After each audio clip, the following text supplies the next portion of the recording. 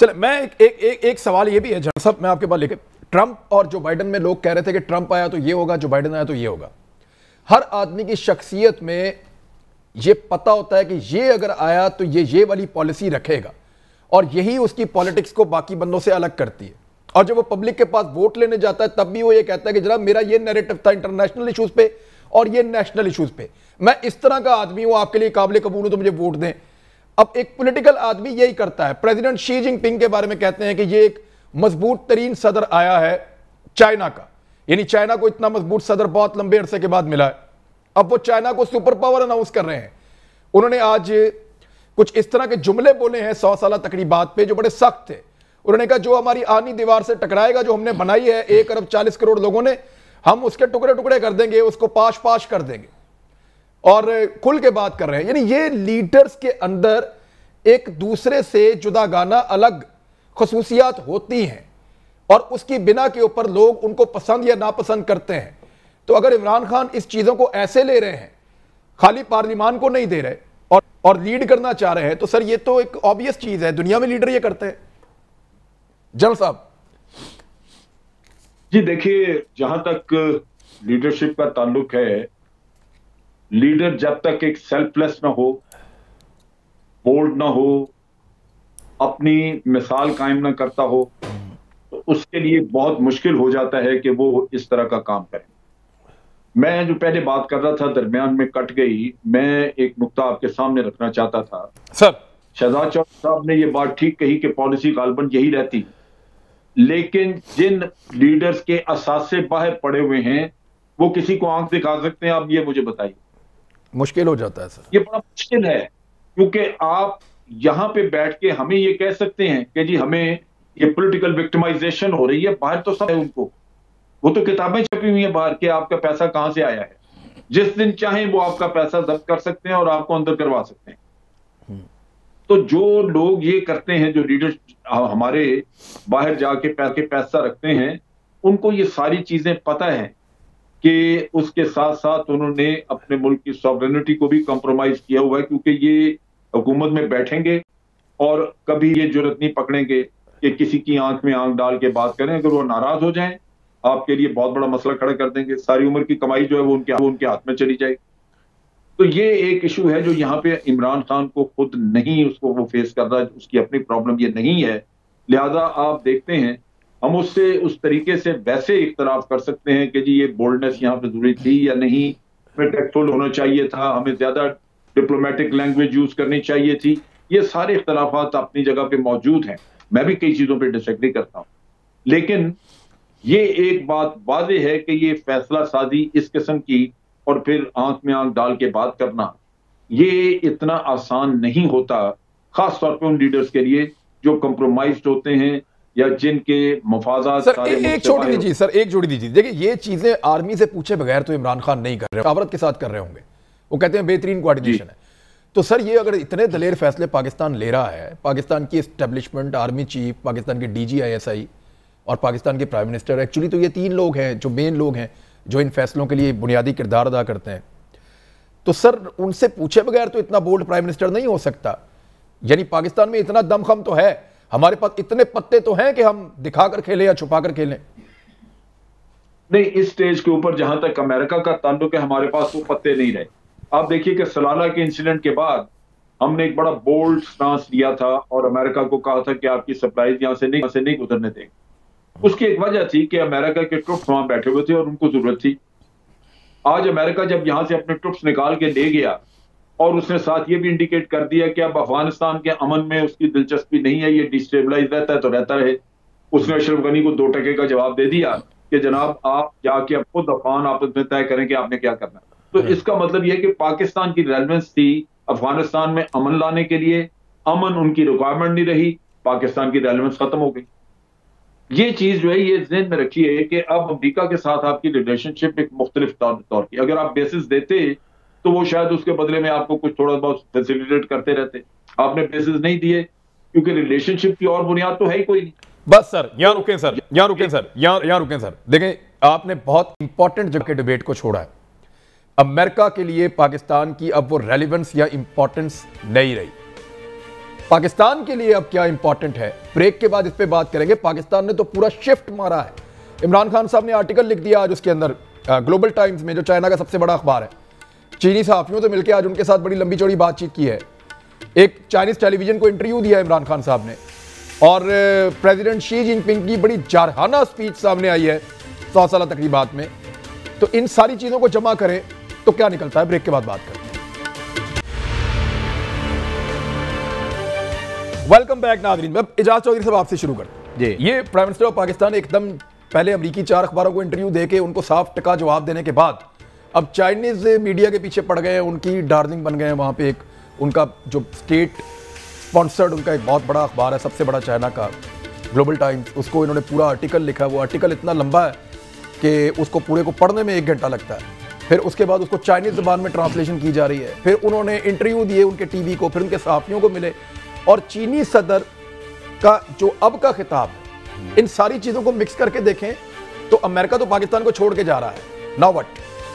دیکھیے عمران بھائی، میں تو یہ سمجھتا ہوں کہ 74 برس پاکستان نے امریکی کیمپ میں گزاری ہے، اور 7 سمندر پار سے ہم نے امیدیں لگائی ہیں، اور اپنے ہمسائے گیری میں ہم نے اپنے تعلقات کبھی اس طرح کے نہیں بنائے جس طرح کہ ہم یورپ اور امریکہ سے بنا چکے ہیں۔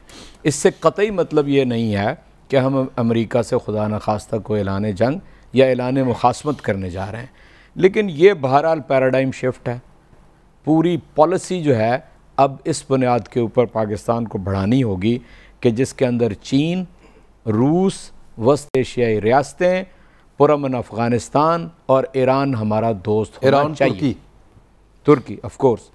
چنانچہ آپ اگر ٹاپی کی بات کر لیں، آپ اگر جو ریلوے لائن کی بات کر لیں، آپ سی پیک کی بات کر لیں، پاکستان کی جو ترقی ہے، فیوچر کا تعین ہو گیا۔ فیوچر کا تعین ایک سیکنڈ رکیے گا، میں واپس آتا ہوں، میں واپس آتا ہوں۔ شہزاد چودھری صاحب، امریکہ کی امپورٹنس تو ختم نہیں ہو سکتی، وہ تو رہے گی۔ ہاں، پاکستان کی امپورٹنس کے لیے کم ہو سکتی ہے یا بعض اوقات ختم ہو سکتی ہے، لیکن عمران خان صاحب کے حالیہ سخت سٹیٹمنٹس نے وہ کنفیوژن ختم کر دیا جو چائنیز کے دماغ میں رہتا تھا کہ پتہ نہیں ہے کدھر جائیں گے۔ ان کی اسٹیبلشمنٹ اور پولیٹیکل ایلیٹ جو ہے وہ مغرب زدہ ہے، اور مغرب کے اثر میں اس قدر زیادہ ہے کہ اگر کبھی چوائس کرنا پڑے تو چائنا کو پتہ نہیں ہے کہاں پہ رکھتے ہیں۔ لیکن یہاں ان سٹیٹمنٹ سے پچھلے 15 دنوں میں ایک کلیئرٹی آئی ہے، اور پھر چائنیز میڈیا کا ایک دم عمران خان صاحب کی طرف متوجہ ہونا، آپ اس کو کیسے دیکھ رہے ہیں سر؟ دیکھیے، جیسا جنرل صاحب نے کہا نا، جنرل امجد نے بڑی ایک امپورٹنٹ بات کی کہ ہر فیصلہ جو ہوتا ہے اس کا ایک کاسٹ اور بینیفٹ ہوتا ہے۔ اس کا کاسٹ بھی ہوگا، ایک اس کی قیمت ادا کرنی پڑے گی، یا اس کا بینیفٹ۔ تو یہ جب آپ مثال کے طور پہ آپ 2001 میں یہ فیصلہ کرتے، جب آپ کو کہا گیا امریکہ کی طرف سے کہ آپ نے اڈے نہیں دینے، آپ نے اس کو کہتے کہ ہم نے اڈے نہیں دینے، اس کی قیمت ایک ڈیفرنٹ طور پہ آپ کو ادا کرنی پڑتی۔ آپ دنیا کے ساتھ ایک جنگ میں جاتے، کم سے کم پوری دنیا کے ساتھ، ٹھیک ہے، پوری دنیا ایک طرف اور آپ نے ایک طرف سٹانس لے لینا تھا۔ اس وقت عمران خان اگر ہمارے پرائم منسٹر ہوتے، وہ سٹانس لیتے تو اس کی ہمیں قیمت چکانی پڑتی۔ آج عمران خان اگر یہ کہہ رہے ہیں کہ نو بیسز، ایبسولوٹلی ناٹ، تو اس کی قیمت بڑی کم ہے، کیونکہ وہ امریکہ کی جو ریکوائرمنٹ ہے کوئی بہت کم ہے، یا ہے ہی نہیں، یہ سمجھ لیجئے۔ اچھا، اس لیے اس کا مطلب ہے at least we are lucky. Cost benefit کے اندر تو یہ اچھا۔ تو دوسری بات یہ ہوتی ہے کہ یہ آگے آنے والا وقت کس کی کیا امپورٹنس لے کے آئے گا، یہ ہم آج ڈٹرمن نہیں کر سکتے۔ اس لیے ہم اپنے تمام دروازے اور کھڑکیاں ہمیشہ کھلی رکھتے ہیں۔ ہم یہ نہیں کرتے کہ ہم ایک کے ساتھ بند کر لیں اور دوسرے کے ساتھ کھول لیں۔ چین کو کوئی شک نہیں ہے پاکستان کے بارے میں۔ چین اور پاکستان کے تعلقات اور روابط اتنے گہرے، اتنے وائڈ سپریڈ، اتنے زیادہ ہیں کہ میرے خیال میں نہ چین کو کوئی شک ہے نہ پاکستان کو کوئی شک ہے۔ ہاں، باقی ممالک، شہزاد چودھری صاحب، یہ شکوہ تو رہا، دیکھیں چین کو یہ کنفیوژن تو رہا، اور آپ اس کو جانتے ہیں کہ اتنا کنفیوژن تو تھا کہ پاکستان زیر اثر رہتا ہے مغربی ممالک کے، خاص طور پہ ہماری پولیٹیکل ایلیٹ، اور یہاں پہ اور بھی بہت سارا سلسلہ۔ ہم زیر اثر آج بھی ہیں، کیونکہ ہم تو بھی آئی ایم ایف کے پاس جانے کے لیے تیاری کر رہے ہیں۔ ہمارا تو بہت سارا ڈیفنس ایکوپمنٹ وہاں پہ امریکہ سے سورسڈ ہے، ٹھیک ہے نا۔ تو یہ تمام چیزیں جب ہمیں دنیا بھر سے ہم نے لی ہوئی ہیں، فرانس سے بھی لی ہوئی ہیں، امریکہ سے بھی لی ہوئی ہیں، تو ہمارے تعلقات تو دنیا بھر میں سب کے ساتھ بیلنسڈ ہونے چاہیے۔ لیکن کیا یہ چین کی کاسٹ پہ ہونے چاہیے؟ سوال ہی پیدا نہیں ہوتا۔ تو میرے خیال میں اس کے اوپر دنیا کو بھی کوئی شک نہیں ہے۔ ایک اور چیز یاد رکھیں، امریکہ انہی تعلقات کو، جو آپ کے تعلقات ہوں گے، اور اسی سی پیک کو یا بی آر آئی کو کسی وقت میں، آج نہیں، آج تو اس کو لگتا ہے نا کہ یہ بڑا خطرہ بن رہا ہے، انہی چیزوں کو اپنے فائدے کے لیے بھی استعمال کرے گا. Exactly کرے گا. پاکستان کے چین کے ساتھ ان کو اپنے فائدے کے لیے استعمال. You are absolutely right. اور ماضی میں امریکہ یہ کر چکا ہے، ماضی میں امریکہ یہ کر چکا ہے 70s میں. کر چکا ہے. اور کیا ایک وقت کیا ضرورت لے کے آتا ہے، اس ضرورت میں وہ کام کیا آئے گا، تو سب لوگ بڑی لمبی سوچ رکھیں. دروازے بھی کھلے رکھنے ہیں، دماغ بھی کھلے رکھنے ہیں. دروازے بھی کھلے رکھنے ہیں، دماغ بھی. ایگزیکٹلی سر، آپ نے بڑا سمپلیفائی کر دیا. جنرل صاحب، your take on it. China sir, China کیا اتنا طاقتور ہو گیا ہے کہ اتنی کھلی کھلی دھمکیاں سر؟ میں ایک چیز جو بتانے لگا ہوں، میں سمجھتا ہوں کہ امریکہ سے کہیں زیادہ اور اس سے بہت پہلے بھارت کو احساس ہوگا کہ یہ اس کے لیے بڑا کارآمد رستہ تھا. یہ سی پیک اس کے لیے بہت بڑی نعمت تھی، ایک لائف لائن تھی جو اویل کر سکتے تھے، انہوں نے نہیں کی. آج ہم تو بات کرتے ہیں کنیکٹیوٹی کی بات ہم کرتے ہیں. کنیکٹیوٹی ساری اس خطے میں اس طرف پاکستان سے ہو کے جاتی اور بھارت فائدہ اٹھاتا اس کا. لیکن آج بھارت مخالفت کر کے اس کا نقصان برداشت کرے گا، اور میں آپ کو لکھ کے دیتا ہوں کہ کل پاکستان کی منت کرے گا کہ ہمیں اس کا حصہ بنائیے.